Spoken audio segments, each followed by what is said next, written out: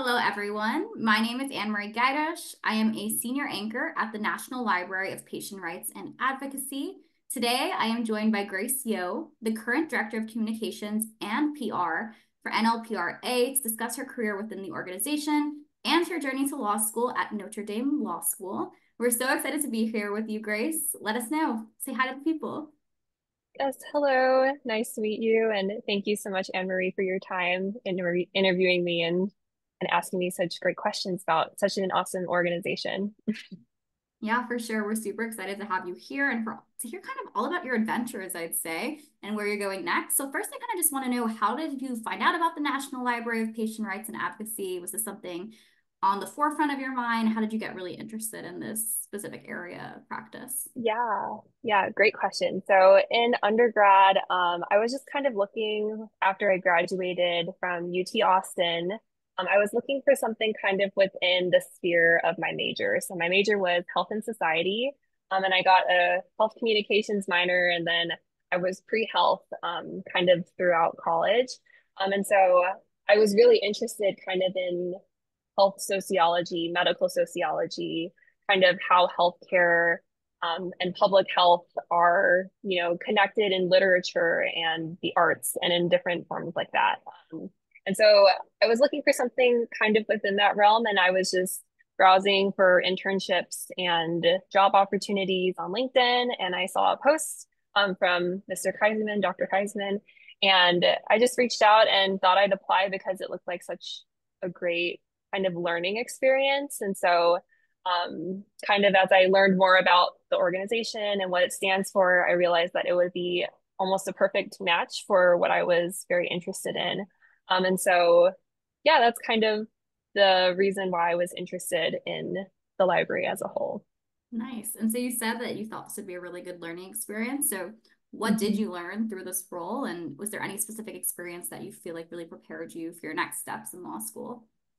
Yes. So some of the things that I learned from this kind of internship job opportunity was a lot about PR and how to communicate well with kind of your viewers and your subscribers. And so a lot of the time that I was at the library, I focused a lot on outreach. And I started as a senior healthcare communications associate, and then I got promoted to the director of PR and then to director of communications. And those are just from being in close communication with Dr. Kaisman, making sure that my PR was correctly formatted and well made and then well written, to include the things that he wanted to. And so I think I learned a lot from him in how to create effective press releases and how to communicate well, and how to write effectively so that people are interested and are excited about the information that we have on our website and have to offer. And so, yeah, I think it was through kind of his guidance and then my research, I was able to kind of learn how to communicate and get the word out about the library a lot more. And so another thing that I did was work for him and look up some podcasts that we could get schedule some interviews with and stuff like that. I think now it's kind of transitioned more to the marketing team, but that was something that I was really excited to get to do and also promote, so that he had kind of was able to talk about his experience and being a founder of this organization. So, great things that I learned there. And then for law school, I think, I also had some research and writing opportunities, writing in some of the books that we have and some of the journals that we have. And there were just so many opportunities. And that was so great because I think in law school, I'm going to be doing a lot of research and writing and things also surrounding healthcare and healthcare law. And so it was just a great kind of jumping off point and also a great carry on to law school from undergrad. And so very thankful for this experience. Amazing. And so I want to shift gears a little bit and talk about the healthcare side of your work. And so I'm wondering, Mhm. so many people have negative perceptions of the healthcare industry in the States. They don't really understand their Mm. rights as patients. And so through your work in PR, how did you really position this organization and its mission to make it more accessible to people? Yes. So first of all, we have an incredible social media team that's headed by Ritz, and she is so wonderful. She is so good about making graphics very organized and easy to read and easy to kind of get to our website. And our website has so many, a multitude of resources kind of spanning all sorts of different healthcare issues for patients. And also, I like to, every time I write a press release, I always include like for doctors too, just because I think on both ends, it's hard to see the other person's perspective. And so it's just so wonderful that there are so many resources. And then every month is like a different awareness month. And so just including that in as well with like breast cancer awareness month, making a press release and showing the people and also our email subscribers exactly what is available on our website for breast cancer awareness. Um, and so I think, yeah, just being able to pinpoint issues that, you know, patients are concerned about and then make sure that there's a resource in the library for it, which almost always there is at least some form of it. And then ensuring that people know that that resource is available to them. I do think that the mistrust issue is very great and there's a lot of reasons for it to be. And so, yeah, just making sure that patients feel empowered to stand up for their healthcare and for themselves in such a setting where it can be very daunting. I love that. Yeah, it's such a good point. And I like that you have so many accessible resources for people of all backgrounds. It's super important. And so I'm wondering, do you have any advice for someone who might be struggling with a certain illness or struggling with finding the adequate health care for them? Like, what do you think that first step should be? And like, how can the National Library of Patients' Rights and Advocacy kind of help them in that journey? Hmm. Oh, first of all, I feel like it's important to take care of their own mental well-being with dealing with an illness. I know that that's really hard, and so I think my first advice would be to lean on your support system, and to ensure that they also know what you're going through, so that you're not going through anything alone. I think oftentimes in those cases, if you ask someone else for help, they might be a resource to connect you to their doctor or someone that they know who would be a great resource for something that you're dealing with. So I think that's one of the first things. I think second, um, there are, it can become very overwhelming just doing a Google search on your healthcare kind of concerns and questions.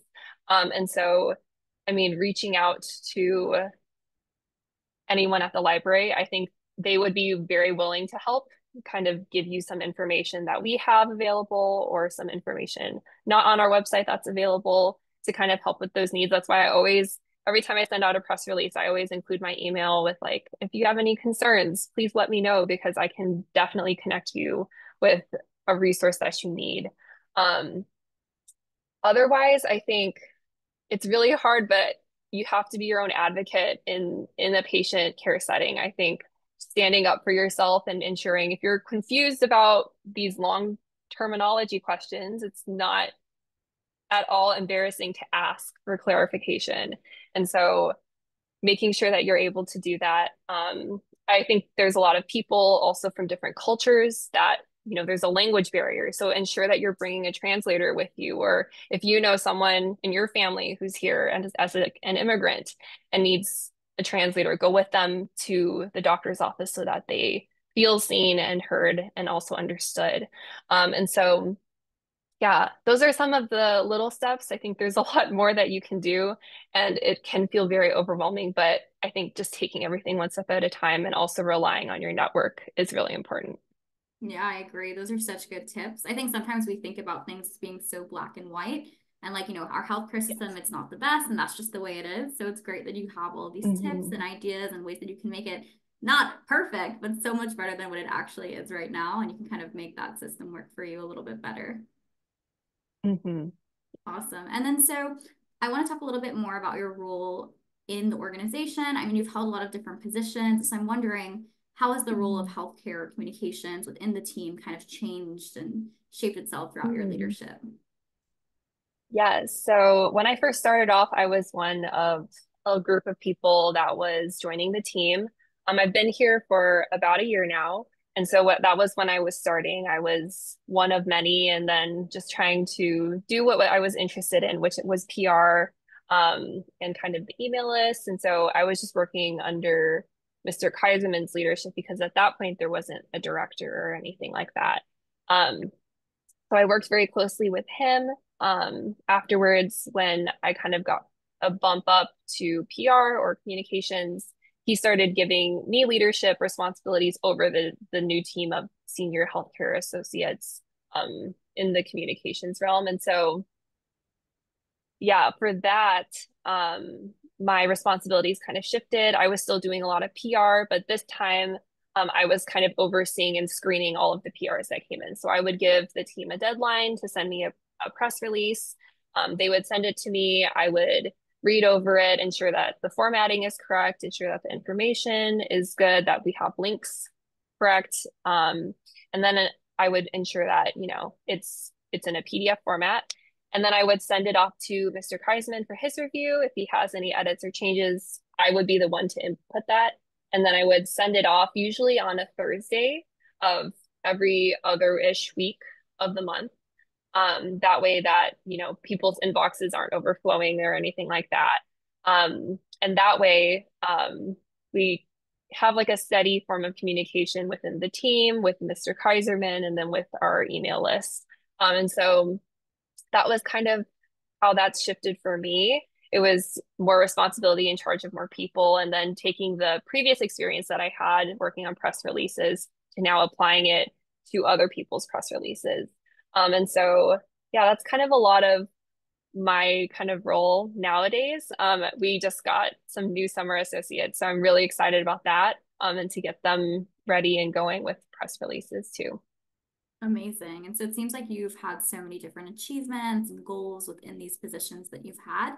And so I'm wondering, when you look Mhm. back on this career at the National Library of Patient Rights and Advocacy, is there one singular moment or achievement that really like made it worth it for you, or that you felt was your biggest Mm. contribution to this agency as a whole?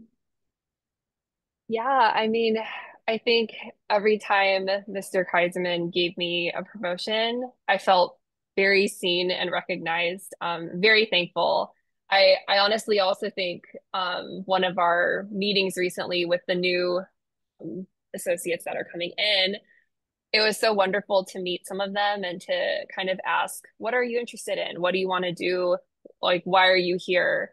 And their reasoning was so different, but also so exciting and fresh and so individualized to themselves. And so that was really cool just to know that, the things that we're doing are not just to do it. I think there's a lot of really passionate people here. Sure, there are some people that are just doing it just to do it, but lots of passionate people and people that are excited and ready to learn and ready to, move up and take other positions and create new positions. And yeah, one of them was actually like asking if she could like design covers for books. And I was like, sure, of course. We could totally get you to do that. That would be wonderful. So I think it's really cool to see, to like be a part of a community of people that are passionate about a common cause, which is patient rights and advocacy.